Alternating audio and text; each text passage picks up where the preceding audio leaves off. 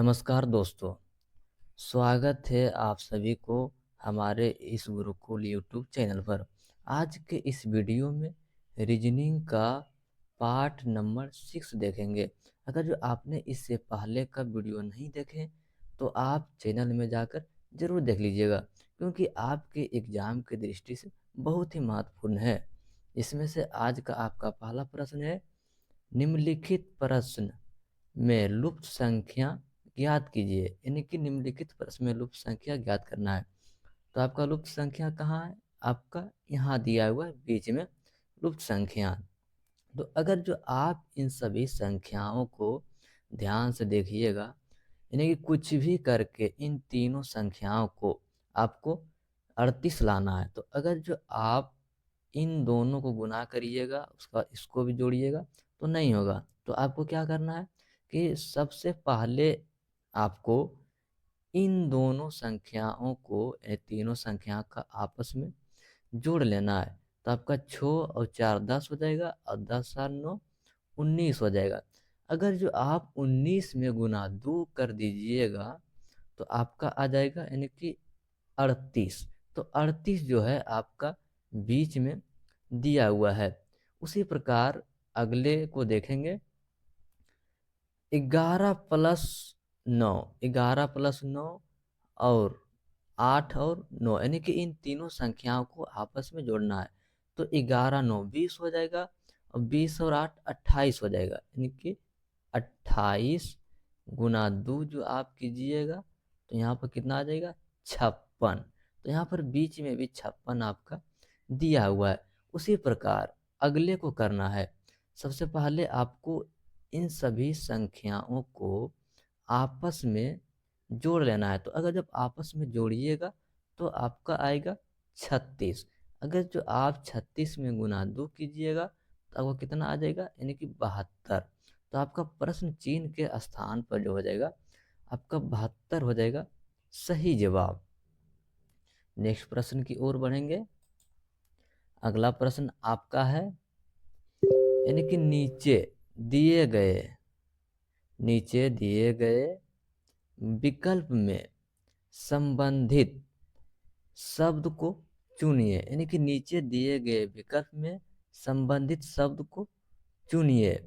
तो अगर जो आप देखिएगा, जिस तरह से पैमाना का संबंध लंबाई से है, उसी प्रकार सिस्मोग्राफ का संबंध किससे होगा? तो पैमाना का जो संबंध लंबाई से है, पैमाना का उपयोग जो है लंबाई नापने में किया जाता है, तो उसी प्रकार सिस्मोग्राफ का जो उपयोग किया जाता है यह आपका, यानी कि भूकंप को मापने में। तो आपका ऑप्शन नंबर बी जो हो जाएगा आपका सही जवाब हो जाएगा। नेक्स्ट प्रश्न देखेंगे, निम्नलिखित श्रृंखला श्रेणी में से असंगत ज्ञात कीजिए।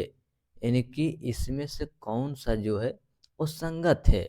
अगर जो आप इन संख्याओं को ध्यान से देखिएगा तो यह सभी संख्या आपको बढ़ते हुए क्रम में दिखेगा।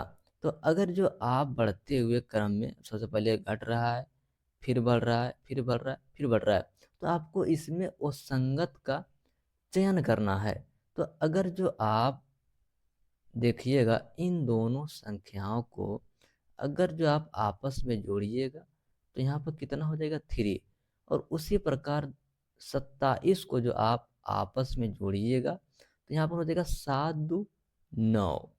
उसी प्रकार आप 6 और 3, यानी 3 और 6 को जब आपस में जोड़िएगा तो यहाँ पर भी हो जाएगा आपका 9 हो जाएगा। उसी प्रकार 4 और 5 को जब आप आपस में जोड़िएगा तो आपका हो जाएगा 9। उसी प्रकार 7 और 2 को जब आपस में जोड़िएगा तो यहाँ पर हो जाएगा 9। यानी कि सभी में जो है, यानी कि आपस में जोड़ने पर 9 9 आ रहा है, लेकिन जो आपका 30 है इसको जोड़ने पर 3 आ रहा है। तो यह जो संख्या हो जाएगा आपका 30, यह आपका असंगत हो जाएगा। यानी कि ऑप्शन नंबर ए जो हो जाएगा आपका सही जवाब हो जाएगा। अगले प्रश्न की ओर बढ़ेंगे। नेक्स्ट प्रश्न देखेंगे, यदि, यानी कि यदि E N C R Y P T को कोडिंग में V M X I B K G लिखा जाता है तो ए आर सी को उसी कोड भाषा में क्या लिखा जाएगा। तो यहाँ पर जो दिया हुआ है आप ध्यान से देखिएगा। तो ई जो है यानी कि ई का विपरीत जो है आपका भी दिया हुआ है। तो अगर जो आप विपरीत नहीं जानते हैं तो आपको बता देते हैं कि ए बी यानी कि यम, और यम का जो विपरीत होता है यानी कि यन होता है, और ए का जो विपरीत होता है यह आपका जेड होता है, और बी का जो विपरीत होता है आपका वाई होता है। तो आप उल्टा आप आद कर लीजिएगा। उसी प्रकार यन का जो उल्टा होता है यानी कि यन का उल्टा कितना होता है, यम होता है। उसी प्रकार टी का जो उल्टा होता है यह आपका जी होता है, यानी कि यहाँ पर विपरीत दिया हुआ है। तो उसी प्रकार से देखना है कि ए का जो विपरीत है, ए का विपरीत क्या है, ए का विपरीत यानी कि जेड, तो ए का विपरीत जेड। और आर का जो विपरीत होगा, आर का विपरीत क्या हो जाएगा, आई, आई हो जाएगा। और सी का जो विपरीत हो जाएगा आपका यक्स हो जाएगा, सी का यानी कि जेड आई यक्स, यानी कि ऑप्शन नंबर बी जो हो जाएगा आपका सही जवाब हो जाएगा। अगला प्रश्न देखेंगे। राजीव दक्षिण दिशा की ओर चल रहा है, वह 2 बार दाएं और मुड़ता है और फिर बाएं और मुड़ता है। अब उसके मुख कौन सी दिशा की ओर है। तो अगर जो आप दिशा यानी मैप में जो होता है आपका ऊपर की ओर जो होता है यह आपका नॉर्थ होता है, और नीचे की ओर जो होता है साउथ होता है, और आपका बाएं की ओर ईस्ट होता है, इधर यानी कि वेस्ट यानी कि पश्चिम होता है। तो सबसे पहले कर रहा है राजीव दक्षिण की दिशा की ओर चलता है। मान लीजिए कि यहाँ से चलना प्रारंभ करता है, दक्षिण किधर है, नीचे, दक्षिण की ओर चलना प्रारंभ करता है। उसके बाद कह रहा है 2 बार अपनी 2 बार बाईं ओर मुड़ता है, यानी कि दाईं ओर 2 बार मुड़ता है। तो दाईं क्या हो जाएगा, अगर जो यह दक्षिण की दिशा में आ रहा है तो इसका दाईं जो हो जाएगा यानी कि इधर हो जाएगा। तो यह 2 बार मुड़ेगा, एक बार मुड़ा और फिर जब दाएं मुड़ेगा तो यह इधर मुड़ेगा। उसके बाद कह रहा है फिर वह दाईं मुड़ता है। तो अगर जो उत्तर की ओर जा रहा है तो अगर जो वहां से वह दाईं मुड़ेगा तो इस ओर मुड़ेगा।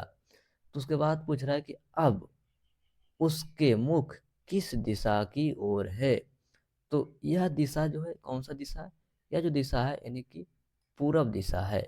तो आपका ऑप्शन नंबर सी जो हो जाएगा यह आपका सही जवाब हो जाएगा। नेक्स्ट प्रश्न की ओर बढ़ेंगे। नेक्स्ट प्रश्न आपका है, यदि 3 2 को 25 और 8 7 को 225 तो 7 और 2 को क्या लिखिएगा। तो अगर जो आप इन संख्या को ध्यान से देखिएगा 25 को, तो यह किसी न किसी संख्या का स्क्वायर है। उसी प्रकार अगर जो आप 225 को देखिएगा ध्यान से तो यह भी संख्या किसी न किसी का स्क्वायर है। तो अगर जो आप इन दोनों संख्या को आपस में जोड़ दीजिएगा तो कितना हो जाएगा, 5। अगर जो आप 5 का स्क्वायर कीजिएगा तो आपका 25 आएगा, और 25 आपका दिया हुआ है। उसी प्रकार अगर जो 8 और 7 को आपस में जोड़ दीजिएगा तो आपका हो जाएगा 15, और अगर जो आप 15 का स्क्वायर कीजिएगा तो आपका हो जाएगा 225, और आपका 225 जो है दिया हुआ है। उसी प्रकार 8 7 और 2 यानी 7 और 2 को जब आप आपस में जोड़िएगा तो आपका हो जाएगा 9। अगर जो आप 9 का स्क्वायर कीजिएगा तो आपका हो जाएगा 9 नामा 81। तो आपका प्रश्न चिन्ह के स्थान पर जो आ जाएगा आपका 81 आ जाएगा। तो आपका ऑप्शन नंबर डी जो हो जाएगा आपका सही जवाब हो जाएगा। अगले प्रश्न की ओर बढ़ेंगे। नीचे दी गई श्रृंखला श्रेणी ज्ञात करे। यानी नीचे दिए गए श्रृंखला श्रेणी ज्ञात करे, यानी कि प्रश्नवाचक के चिन्ह पर क्या आएगा। तो अगर जो आप ध्यान से देखिएगा श्रृंखला को, तो यह आपको ए बी सी डी के बढ़ते हुए क्रम में नजर आएगा, यानी कि ए बी सी डी के बढ़ते हुए क्रम में नजर आएगा। तो बी, तो बी के बाद क्या लिखा है, बी के बाद अगले में सी लिखा है, यानी कि एक स्टेप आगे गया है। वह सी के बाद क्या लिखा है, सी के बाद डी लिखा है, यानी कि एक स्टेप यहाँ से भी आगे गया है। तो डी के बाद क्या लिखेगा, डी के बाद, डी के बाद आपका हो जाएगा यानी कि यप, डी के बाद ई लिखेगा। तो उसी प्रकार सी, सी के बाद क्या लिखा है, डी, डी के बाद ई, तो उसके बाद ई के बाद क्या आएगा आपका एफ आएगा, यानी कि ई एफ। उसी प्रकार बढ़ते हो जाएगा एफ, एफ के बाद जी लिखा, जी के बाद एच लिखा, एच के बाद क्या लिखेगा आपका यहाँ पर आई लिखेगा, यानी कि ई एफ आई। तो आपका ऑप्शन नंबर ए जो हो जाएगा आपका सही जवाब हो जाएगा। नेक्स्ट प्रश्न की ओर बढ़ेंगे। अगला प्रश्न देखेंगे। यदि सितंबर का मान, सितंबर का मान 54 है तो जनवरी का मान 42 है और दिसंबर का मान 48 है, तो अगस्त का मान क्या होगा, यानी कि आपसे अगस्त का मान पूछा है। तो अगर जो आप इन सितंबर जो लिखा हुआ है, अगर जो आप इसे लेटर में कन्वर्ट कीजिएगा तो यह 54 नहीं आएगा। तो आपको सबसे पहले गिन लेना है कि सितंबर में कितना अक्षर आता है। तो 1 2 3 4 5 6 7 8 9, यानी कि 9 अक्षर आ रहा है। सितंबर में कितना आ रहा है, 9 अक्षर। तो आप कितना से गुना कीजिएगा कि आपका 54 आ जाएगा। तो अगर जो आप 6 से गुना कीजिएगा तो आपका 9 अच्छा 54। उसी प्रकार आगे देखेंगे, जनवरी में कितने लेटर है, 1 2 3 4 5 6 7, तो यहाँ पर 7 है। तो पहले वाले जो शब्द था हमारा सितंबर, उसमें हम 6 से गुना किए थे, तो इसमें भी हम 6 से ही गुना करेंगे। उसके बाद देखेंगे 42 आता है कि नहीं, तो 7 छक 42, तो 42 भी आ रहा है। उसके बाद देखेंगे हम दिसंबर को, इसमें कितने लेटर हैं, तो 1 2 3 4 5 6 7 8, इसमें भी कितना लेटर है, 8 लेटर है। तो अगर जो आप 8 को 6 से गुना कीजिएगा तो 8 छक 48, और 48 आपका यहाँ दिया हुआ है। उसी प्रकार आगे सितंबर में देखेंगे कितने लेटर है, 1 2 3 4 5 6, इसमें टोटल कितने लेटर है, 6, और गुना कितना से कर रहे हैं, 6 से। तो अगर जब 6 को गुना 6 से कीजिएगा तो आपका 36 होगा, यानी कि अगस्त का जो मान हो जाएगा यह आपका 36 हो जाएगा, यानी कि ऑप्शन नंबर डी हो जाएगा आपका सही जवाब। नेक्स्ट प्रश्न देखेंगे। निम्नलिखित प्रश्न आकृति का एक्स वाई रेखा प्रतिबिंब बताएं, यानी कि यहाँ पर आपका दर्पण का प्रतिबिंब दिया हुआ है, तो इसका सही प्रतिबिंब क्या होगा। तो अगर जो आप ध्यान से देखिएगा, आप पहले किसी एक लेटर को उठाइए, तो आपको सबसे पहले देखना है जेड को। सबसे पहले आपको जेड इधर उल्टा दिया हुआ है, जेड इधर, यानी कि उल्टा है।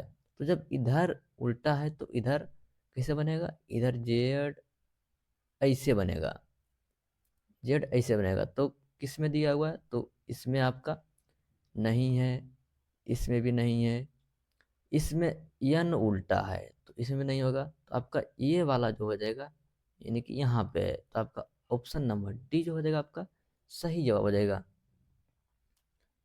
नेक्स्ट प्रश्न की ओर बढ़ेंगे। निम्नलिखित आकृति में वृत्तों की संख्या ज्ञात कीजिए, यानी कि टोटल कितना वृत्त है वह ज्ञात करना है। तो अगर जो आप इन सभी वृत्त को गिनिएगा तो 1 2 3 4 5 6 7 8 9 10 11 12 13 14 15 16 17 18 19, यानी कि टोटल जो इसमें दिया हुआ है आपका 19 वृत्त दिया हुआ है। तो ऑप्शन में 19 है कि नहीं, 19 दिया हुआ है। तो आपका ऑप्शन नंबर ए जो हो जाएगा आपका सही जवाब हो जाएगा। नेक्स्ट प्रश्न देखेंगे। अगला प्रश्न आपका 11 नंबर। बी ए बी को जिस प्रकार से सी ई सी लिखा है उसी प्रकार से डी आई डी को क्या लिखा जाएगा। इस प्रश्न का जवाब आपको कमेंट बॉक्स में बताना है। देखते हैं कौन कौन इसका सही जवाब देता है। मिलते हैं नेक्स्ट वीडियो में, तब तक के लिए जय हिंद।